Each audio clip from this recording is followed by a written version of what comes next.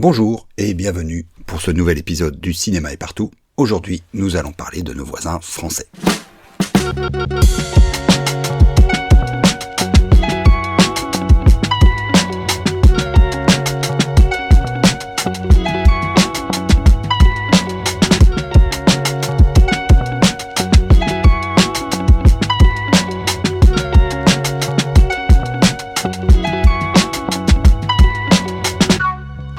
Il y a un parfum de guerre froide chez nos voisins français.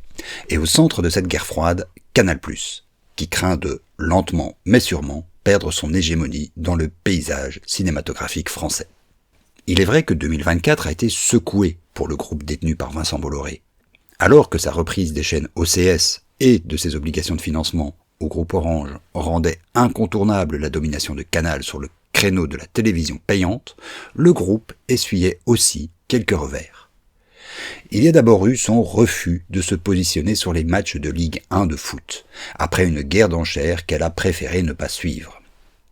Ensuite, il y a eu le revers du non-renouvellement de la concession de la chaîne C8 sur la TNT, en réaction de quoi le groupe a décidé de retirer toutes ses chaînes gratuites du réseau et de fermer C8.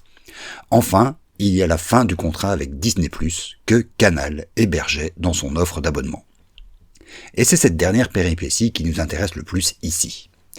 Et surtout ses conséquences possibles, car dans la foulée, Disney est arrivé à un accord avec le CNC et les collectifs professionnels pour investir 35 millions d'euros par an dans le cinéma français, en échange d'une fenêtre d'exploitation pour sa plateforme réduite à 9 mois. Évidemment, cela fait bondir Maxime Saada, président du directoire de Canal+, qui voilà lui arriver le même coup qu'avec la Ligue de football. Lui, l'opérateur historique, qui investit 220 millions d'euros par an dans le cinéma français en échange d'une fenêtre d'exploitation à 6 mois, voit les mastodontes américains débouler et recevoir des concessions pour une fraction des dépenses que le groupe concède.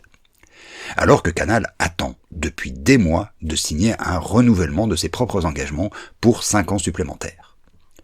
Et de menacer, autant au Sénat que dans un éditorial dans Le Monde, de réduire la contribution de Canal au cinéma à ses pures obligations, soit 100 millions d'euros, voire 50 millions s'il reprend la main sur le foot. Le tout agrémenté d'un vieux tour rhétorique, le faux dilemme. Soit on préserve le système actuel, sous-entendu avec Canal+ au centre du jeu, et la diversité du cinéma français est préservée, la salle de cinéma reste le lieu primordial de l'expérience cinéma, et les auteurs audacieux sont récompensés. Soit le modèle disparaît, et avec lui des films comme La Nuit du 12 ou L'Histoire de Souleymane que seul Canal+ aurait soutenu à l'en croire. Voilà une perspective bien sombre. Va-t-on se jeter dans les bras de ces immondes plateformes qui n'en ont que faire de la diversité du cinéma français, de sa spécificité et de l'expérience de la salle ? Canal+, unique sauveur du système et victime collatérale de l'opportunisme, est-il traité comme un moins que rien, malgré les services rendus à la patrie ?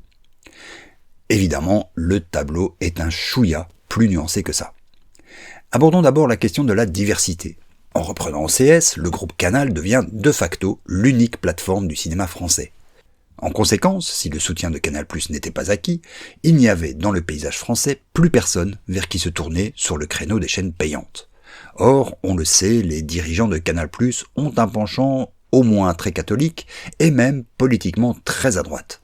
Des films comme Grâce à Dieu de François Ozon sur les scandales pédophiles dans l'église catholique ou En guerre de Stéphane Brisé sur les luttes syndicales ont, d'après Pascal Rogard de la SACD, été refusés par Canal pour raisons idéologiques.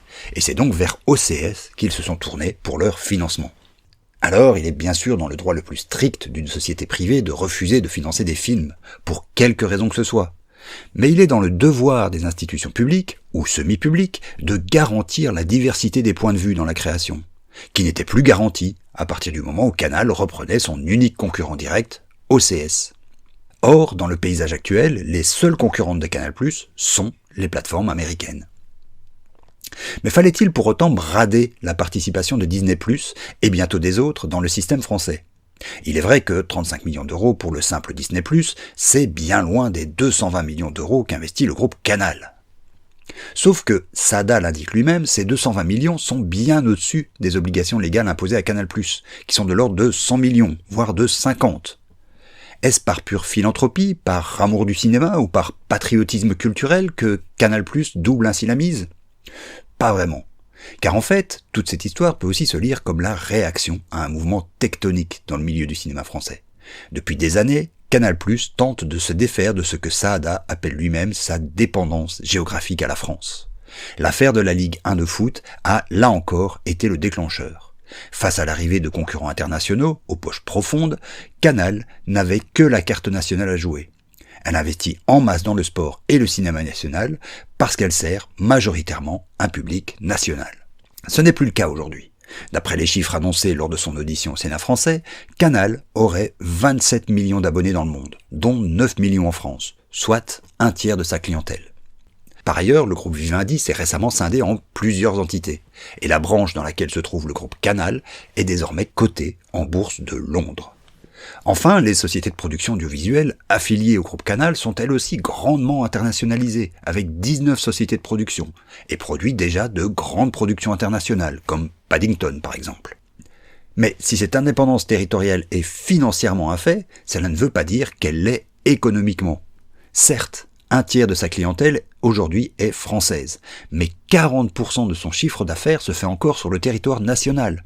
Et parmi son assise internationale, encore un bon tiers se fait dans des pays francophones, notamment en Afrique subsaharienne, où le groupe compte environ 9,5 millions de clients. En bref, au moins 2 tiers de son résultat opérationnel se fait encore au sein de la sphère d'influence culturelle française.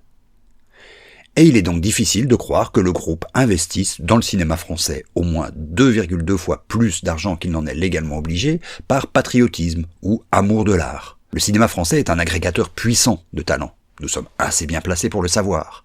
Et une bonne partie du monde non anglo-saxon se tourne vers la France, et donc vers Canal+, pour coproduire ses films, dont les chaînes de Canal continuent à tirer une grande partie de leur attrait.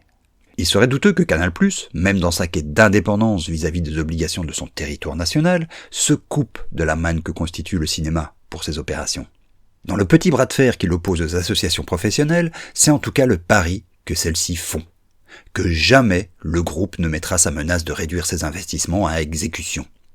Et que, même si elle le faisait, les autres plateformes sont impatientes de signer des accords qui combleraient ce manque d'investissement. Saada, lui, rappelle que le groupe ne fait jamais de menaces en l'air.